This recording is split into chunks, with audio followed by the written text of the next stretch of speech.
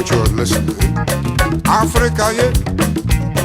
Africa, whoa, whoa, whoa. Africans, my people. Africa, my continent too. Africa, yeah. Africa, whoa, whoa, whoa.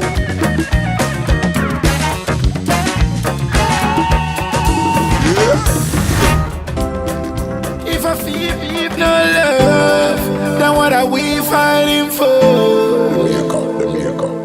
This is a message to the ghetto youth. God. Some say them come from the north side, others say them from the south side, west side, east side.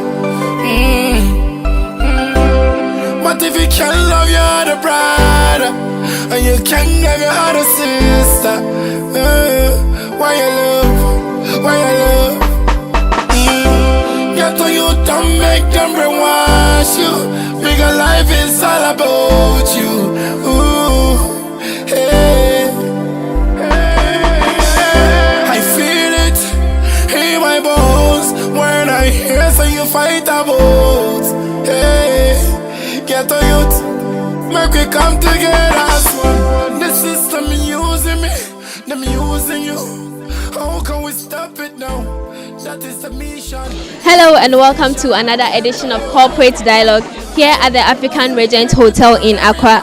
Today's theme is Ideas for World Creation, and our role model is Bishop Gideon Titi-Ofei, who is the founder for the Graduate School of Governance and Leadership.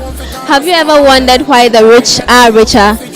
Bishop is here to educate, to mentor, and to impact knowledge of world creation in us, to help us as youth to acquire more, to help ourselves and our nation.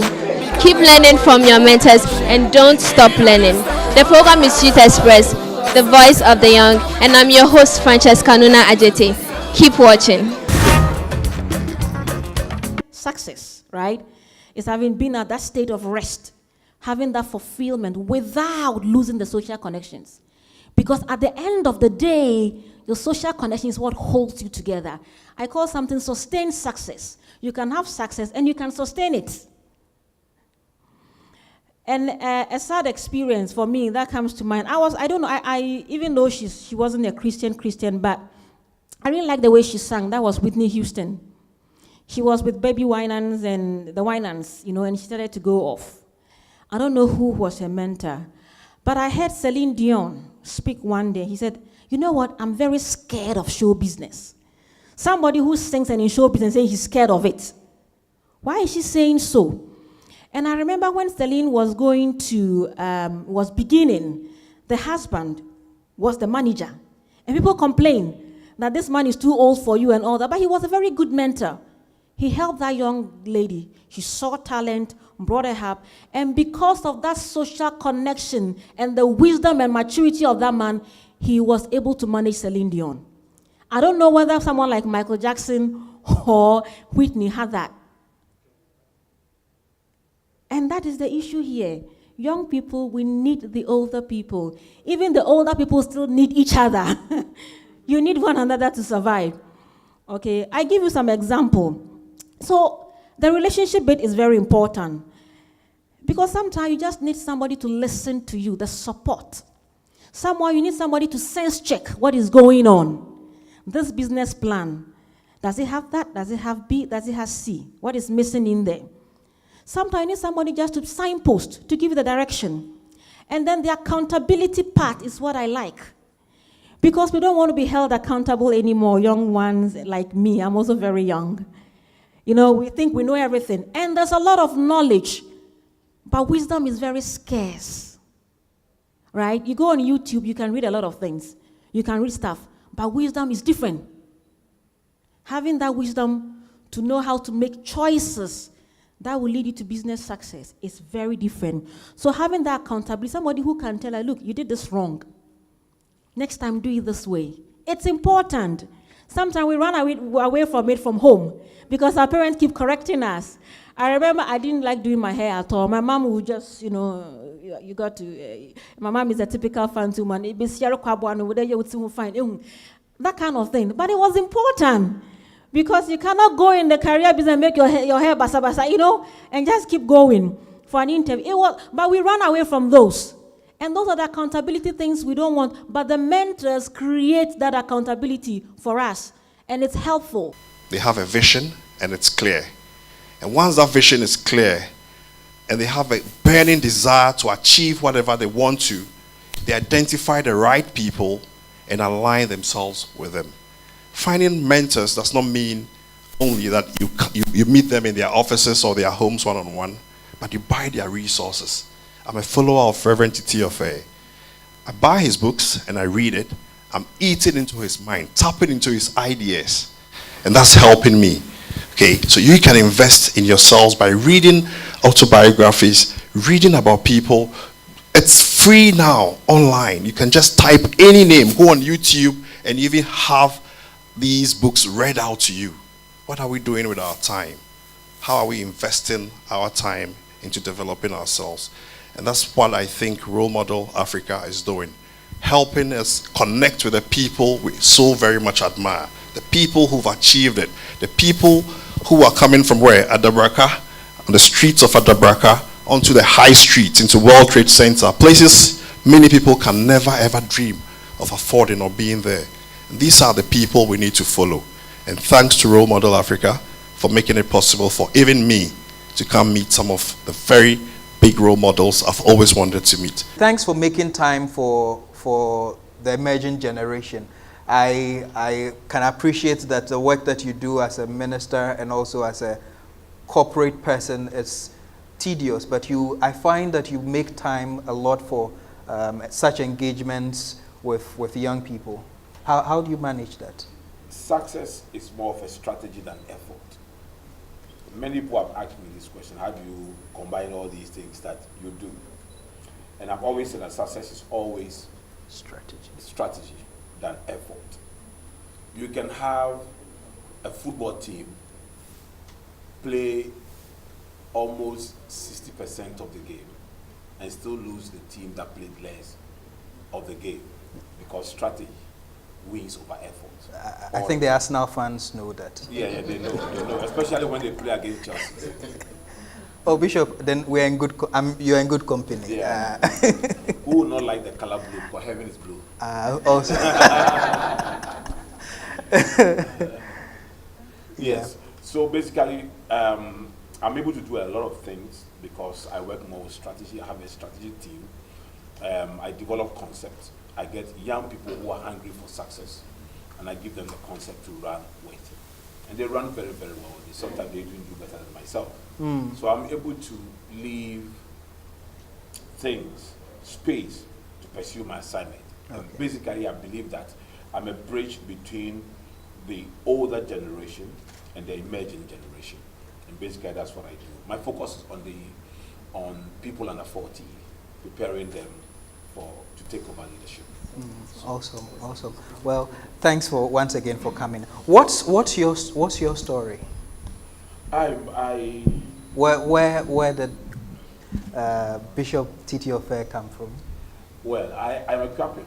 I come from Kapim, and my father was a priest in the Methodist Church. Oh, so you come from a generation of I'm a priesthood. second generation preacher, And so I grew up under a Methodist priest who was a teacher as well, with the Kapim discipline. So I grew up with a very strict father and a very extraordinary mother.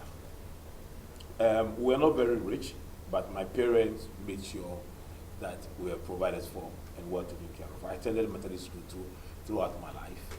Around the age of 14, in 1982, I became born again. I gave my life to Jesus. So from that time, I've been serving the Lord all my life. When I was 22 years old, I became a pastor. 22? 22, I became a pastor. And then I got married when I was 24. Wow. To the first woman God created after Eve. And that's my wife. You should see my wife, very beautiful woman, an excellent woman. She's my prayer warrior. And I always say that she's 90% of what I become is attributed to her support for me. She believes in my ministry. We've been married for 24 years this year. And I can still preach, and she will still come and lay offering at my feet and believe and trust in my ministry. And that's what keeps me going. We have 4 children. Awesome. Kevin is 22 years old. He's a student at Middlesex University in London. Mami Sewa is 16 and he's in our secondary school. We have the Temple Christian College that is managed by my wife. And then we have the last 2. We had actually decided to have only 2 children. Then God started blessing us. And I said to my wife that the initial decision was poverty driven. So we decided to have the last 2. So Nana is 8 and Titibia is 7. They're very troublesome. Pension babies. Pension babies. All right. And what's, for most ministers, they're marked by a particular area of giftedness or ministry operation. What would you say it's your... I think I'm simply an encourager. I'm simply an encourager. So for those who are in the world, when they hear me speak, they say I'm a motivational speaker. But I look at myself like by the son of an encourager. I'm just simply an encourager. I encourage people, basically. That is my area. So the kind of topics I choose to preach about is basically encouraging people. And your approach to ministration or sermons is very different. I mean, I have followed well, I'm tempted to say like the Peter from a distance, but it's not a very good illustration. But I followed some of the presentation. I mean, I recall top of the head the 7 cities of leadership. The church is like a zoo. That's right. You know, and these brought out very cogent illustrations that carried the message without, if you like, the typical title that ordinarily others would have gone with. I think that Jesus preached a very simple message, and Paul and Cole made it very complex. Paul was a lawyer, and lawyers will always make simple things complex. But see, success is making complex things simple. It's called simplicity. The engineering behind your phone is so complex, but you using the phone is so simple. You don't need to understand. You don't need to understand. My wife woke up one day and discovered that the Women's Fellowship platform was, engaged. She felt what was going on, so she started to check. Apparently, when Titi-Ofei was 5 years, she's taking the mother's phone to the toilet, and while she was on the toilet, she was taking selfie of herself and placing them on the Women's Fellowship WhatsApp platform. So if a 5-year-old girl can use phone to take service and place them on WhatsApp, it tells you how the world is selling simplicity. Imagine if you got a phone to call me, you have to know my age, divide it by a figure, multiply it by something before you can call me. You won't go and buy the phone.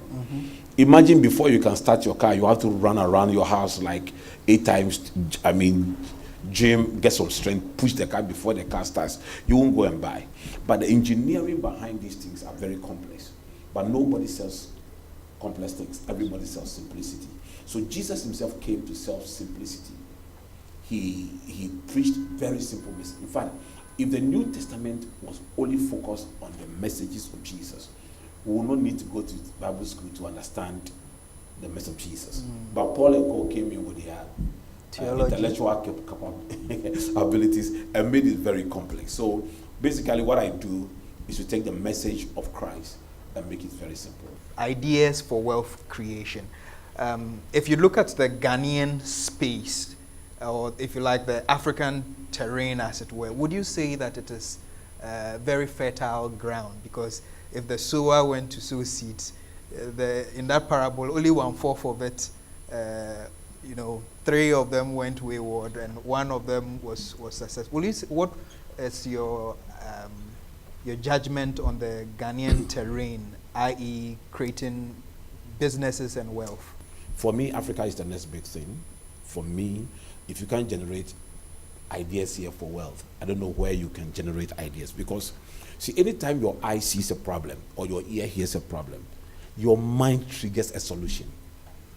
Your mind triggers a solution. Watch football with my wife, and especially when Ghana is playing. And she just sits down there and said, now, Kwesi Appiah should change this one and bring this one. Your and wife? So, my wife. And she comments more than the commentators. So once we lose the ball, she will start screaming, hey, where's we moving? And then she goes, Kwesi Appiah should move and bring Michael Essien. I said, Michael Essien is not playing again. He's going to blast us again. She says, oh, sorry. Now, what about Sule Muntari? Sule Muntari is suspended. And then she goes, oh, and you you know, but you see, she's watching a football match, she saw the coach. But the mind is built up in such a way that anytime the mind sees a problem, it triggers a solution. The eye sees a problem, the mind triggers a solution. Or the ear hears a problem, it triggers a solution. That solution that your mind attempts to provide is what we call an idea. So where people generate a lot of ideas is that they generate a lot of ideas within the environment where there are a lot of problems. But then that should work for us, because in our environment there's lots of problems. Yeah, that's what I'm heading to. So okay. I years ago thought that there was no way I would prosper living in Ghana. So prayed a lot, and I think God reluctantly answered the prayer. Had the opportunity to study outside. I came back home poorer than I left. And the Lord spoke to me and said, listen, where you are not looking for opportunities, you can't find one. My wife once asked me I was picking water from the fridge, and then when I came to sit down, they was preparing food for one of the babies. They said, did you see milk in the fridge? I said, oh, no, I don't think there's milk in the fridge. So I asked the house help to bring milk from the store. Then when she finished using it, the house help to put the rest of the milk back into the fridge. She got there and said, mommy, but there's milk here.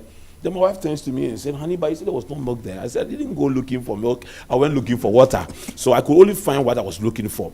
Most of the times, you don't find opportunities because you don't look for one. But as far as you are looking for one, there are so many opportunities here. I was just telling the event yesterday that the only reason why I'm not opening more companies is because of church. I do not want my attention to be drifted from church too much, and that's why I'm not opening more companies. But companies are ideas we give, are names we give to ideas. That what you see, any company you see is a description of an idea. So when your mind generates a solution, you want to give it a name to solve a problem. Finished. There are three groups of people in this room, in Africa, in Ghana. Those who are selling their time. You go to work 8 o'clock, you close at 5 o'clock. You never make money. You can be sacked anytime. You can be suspended anytime. Those people work and hope that SNET will not collapse so that they will retire and live on it. And there are those who are selling their skills. These people make money, but they are not rich. They are average people. But those who sell ideas are those who move our world and change our world. They will continue to make money. You come to my office, I'm not selling my skills. I'm not selling my time. I'm selling my idea. There are people in my office who are more skillful than I am in what we do, but they are selling their skill to me and I'm paying them. But I'm selling idea to the world. Bishop, what his actual definition for wealth is? Thank you very much. My definition for wealth is not different from that of the dictionary. It's a great amount of money and property.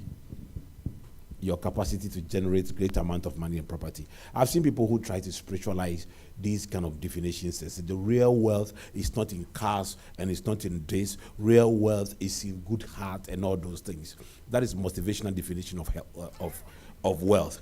But real wealth is what you have in your accounts. Can a successful minister in a multinational, multicultural church be able to? Can we contemplate electing such a person to lead? There have been a lot of discussions between business leadership, religious leadership, and national political leadership. Are they different situations? Do you need the same skills to run it? I think that they pose different challenges. So when you assume that because you are successful in this particular area, if you move from here and you get in here, you are going to be successful. It's a diet. Even within business, you can be very successful selling a particular product. Once you move from there to do other things, you can fail. So you have to be very careful. I don't think it's automatic. Nation building is a very complex thing. It's a very, very complex. I think that people should really be prepared. Right. Can we for have a it. round of applause for the first round of questions? Let's take the second round. We'll begin from the University of Ghana Business School. So I want to find out, I find it a little strange about you marrying at the age of 24, especially you being a man. Usually most successful men that are like in forums like this, they marry late because of their vision and their goals. So I want you to elaborate on it. Very good question. Thank you, Felicia. Yes. I think that there are two reasons why I married early. Number one, I found the one I love very early. I love my wife to bits. I mean, I love that woman, you know. My only problem when we go to heaven is how to see that woman and call her a sister. You know, yeah. And the second reason is that I got born again very early. I had not slept with any woman. And I thought I was burning. If I don't get married early, I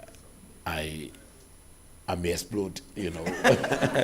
and so I thought that I should marry early and enjoy life. You know, we generate ideas. And as a Christian, the people pastors pastored over, when they come out of ideas, I just want to ask, what would be the best way to help them nurture the idea? Because generating idea is somehow easy. Sometimes it drops whilst you are at church, and it happens to me.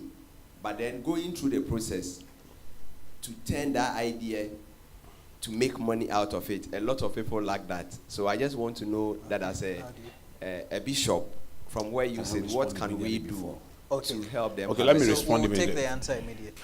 Ideas go through 4 stages. First, the inspiration stage, like what you said, a sudden opening of the mind. In theology, it's called illumination, you know. When you get the inspiration, the next stage that idea goes through is called incubation. Incubation is where you are not rushing with the idea. So innovation is very, very important. And then finally, the last level of idea generation is invention. Once you are able to go through all these things, your ideas become an invention. It becomes something you can touch, something you can feel. God bless you. Thank you for having me. God bless you. I'm very happy I made it today, and I've learned quite a lot. I've tweeted all of the things I've learned, so you can go on Twitter at Abba Samoa, and all of the things I've learned today, very important nuggets are on there. But I've also written down something that I just heard from the bishop. But before I do that, I also want to acknowledge the presence of Reverend Otiku Wedu, and of course, Dr. Will. He said, life is a journey on a dangerous road. If you observe the road signs, you'll be fine. And when you observe the life of those who've gone ahead of you, that helps too. But I also look at him and I listen to what he said today, and I look at an individual who is fully participating in life, influencing his community, and is taking his place as a citizen of the world. So when Doc asked him the question about if he votes, I was very excited with the answer. Because not only is he a pastor, but he's also fully participating in the political process. And that's why I think that a lot of young Christian youth, people, need to take a cue from. So we can't be in the world and pretend we're not here. So for me, that's another thing I'm learning today. Very crucial. We must fully participate in the system that we're in. When we think about mentorship and mentoring, I look at examples of Socrates, Plato, Aristotle, Alexander the Great. But I also have the example of biblical stories of mentorship, of Jethro and Moses, of Eli and Samuel, of Elijah and Elisha, of our Lord Jesus and the 12 apostles, who by their work were able to spread the gospel throughout the world. But we also need to think about ourselves and who we're picking out as mentors and why. I get a lot of people sending me messages and calling me and asking me to be a mentor. I think that it's very crucial that we do that, but we also need to be very mindful that the relationship between the mentor and the mentee is one that is very close, and you have to put a lot of effort into it. So choose your mentors very carefully, but know that you have to put a lot of effort into getting out of your mentor what you need from them. By the blessing of technology, we don't have to be in the same place with our mentors to get things out of them. So there's Twitter, there's Facebook, there's WhatsApp, there's so many ways you can get in touch with them. You want to take advantage of all of those things. There's the protocol of being a mentee. So please follow the protocol as well. My name is Chief Momin. How did you find the program? Well, I think it was very inspiring. When I was a student in school, I didn't used to miss opportunities to come for motivational seminars and all that. And while working in the workspace, I think it's always good to meet people who have succeeded in life and have a great story to tell. If for nothing at all, it's very inspiring. And in the kind of world that you live in, you need inspiration to always keep you going, especially when you have big dreams and ambitions. So I think it was quite inspiring. Any peaceful message for the youth out there? Oh, election year, that's true.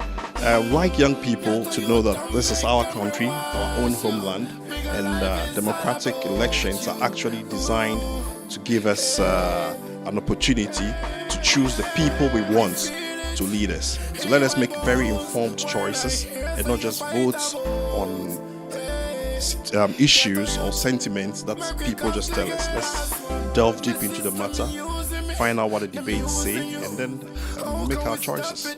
Young people out there, you should watch Youth Express. Okay. Hello. Hi, thanks for the opportunity to be on the show. Your name? I'm Samuel. Samuel, what gave you the idea to create such an eventful program? Okay, I must say my team has been inspired and benefited a lot from the services of mentors that have come our way. So we decided to put a program together that enables other people to also benefit from the successes that we have gotten from other people. So the focus of what we are doing is to project the right image of role models in society and encourage young people to also seek the services of a mentor in society. Some say, what are we fighting for? Is it for silver or the gold? Get to youth, I want to know. Cause we don't want no bloodshed in the town. We don't want hurt innocent people. We see enough of them just a evil. Worry say love, that's where you stop.